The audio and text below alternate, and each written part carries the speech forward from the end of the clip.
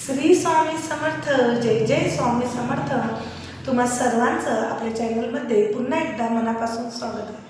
तुमचा आजचा दिवस खूप आनंदाचा जाओ ही स्वामीचरणी प्रार्थना करते आणि आजच्या व्हिडिओला सुरुवात करते. तर बरेच दिवस झाले जे आपल्या चॅनलवर व्हिडिओ नाही आले, कारण आपल्या चॅनलवर थोडासा काही प्रॉब्लेम झालेला होता. पण स्वामींच्या आशीर्वादाने, तुमच्या आशीर्वादाने तो प्रॉब्लेम सॉल्व झालेला आहे आणि आज आपलं चॅनल नव्याने सुरुवात झालेली आहे. तर बघा, एक मी माझ्यावरून सांगते, जर कुठली सेवा स्वामीची सेवा करतो ती मनापासून आणि पूर्ण श्रद्धा ठेवून जर केली तर स्वामी नक्कीच आपल्याला साथ देतात. मी माझ्यावरून सांगते, 1 वर्ष आपलं चॅनल बंद होतं, पण स्वामींनी आज ते चॅनल परत एकदा नव्याने सुरुवात करून दिलेली आहे.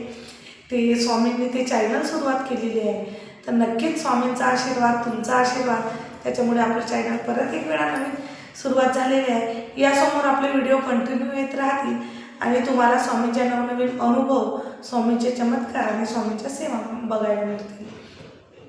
आता लवकरच मार्गशीर्ष महिना तर सुरू झालेला आहे, पण आता पहिला आपला गुरुवार येणार आहे.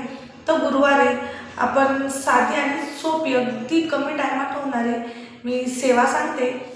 ती छोटीशी सेवा आपल्याला करायची आहे.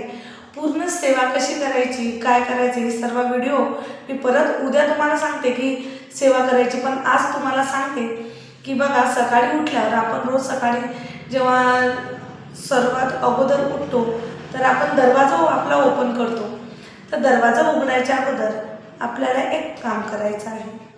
तर सकाळी उठल्या उठल्या आपल्याला अगोदर कुठलं काम करायचं आहे, तर आपल्याला दरवाजा जेव्हा आपण उघडतो त्यावेळेस थोडंसं असं पाणी, म्हणजे जो उंबरठा असतो आपला, त्या उंबरठ्यावर असं थोडंसं असं पाणी शिंपडायचं आहे आणि असं ओल्या कपड्याने किंवा कशाने असं सारून घ्यायचं आहे. जेणेकरून बघा, रात्री आपल्या दरवाजाजवळ नकारात्मक शक्ती बसलेली असते किंवा बऱ्याच म्हणजे बऱ्याच सुद्धा अगोदर काय व्हायचं, थोडंसं पाणी तरी शिंपडायचं. आपण करत नाही शक्यतो, आपण भाड्याच्या खोलीत राहतो.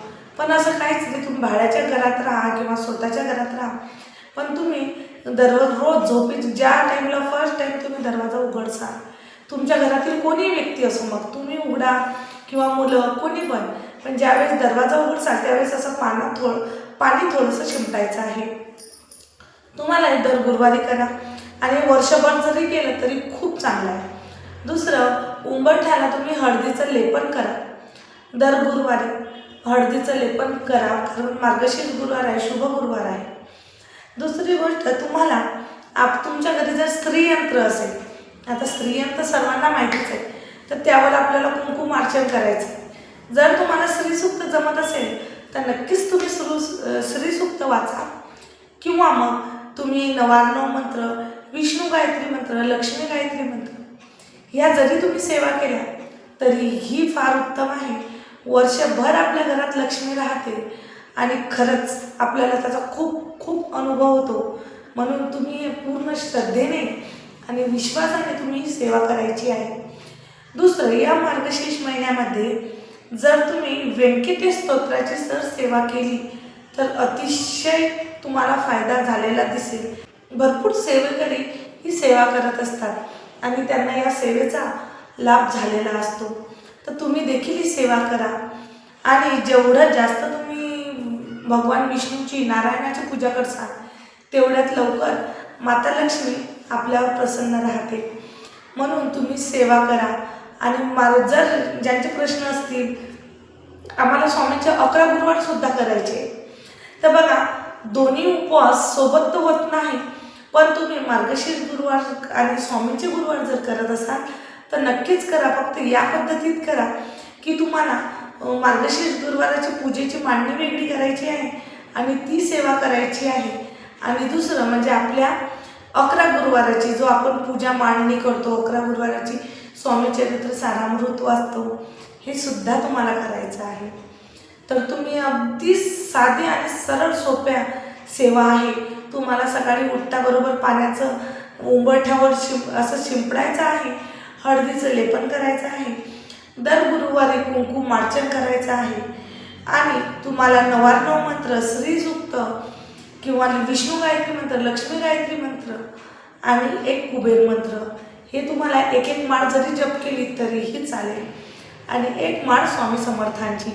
जर तुम्ही गुरु केलेला असेल तर गुरुची जरी नाम जप केला तरीही फार उत्तम. तुम्ही ते सुद्धा सेवा करू शकता. तुम्ही या साध्या सोप्या सेवा आहे नक्कीच करून बघा. तुम्हाला काय अनुभव येतो तो नक्कीच माझ्यासोबत शेअर करा.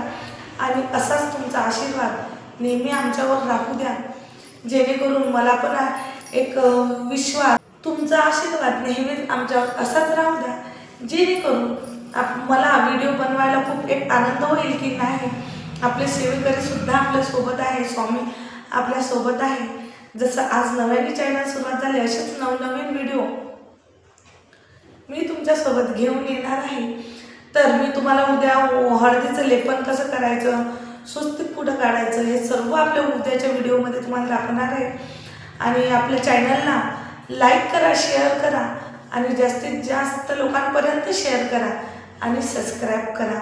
परत भेटू अशाच नवीन व्हिडिओसोबत, नवीन माहितीसोबत. झालेली सेवा स्वामी महाराजांच्या मी रुजू करते आणि इथेच थांबते.